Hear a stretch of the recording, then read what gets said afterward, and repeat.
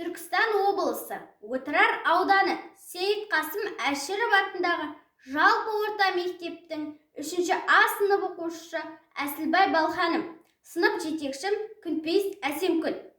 Ыбырай Алтынсарин, өзен, таулардан өзен ағар сарқыраған, айнадай сәуле беріп жарқыраған, жел соқса, ыстық соқса бір қалыпта, аралап таумен тасты арқыраған, көңілің суын ішсең ашылады, денеңде бар дертіңді қашырады. Өксіген оттай жанып жануарлар өзеннен рахат тауып басылады. Қынарда тілсіз тұрған тоғайлары шуылдап желмен бірге бас ұрады. Ол мың мал айдап өтсе лай қалмайды, тасыса су бармаған сай қалмайды.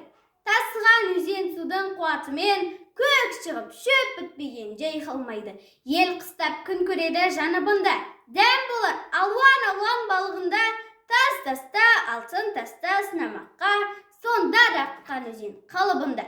Құдіретін құдайымның көресін бе, не нәжіс тоқтар өзен денесінде, арыстан демалуға суға кірсе, балықтар шымшым ойдар терісіне.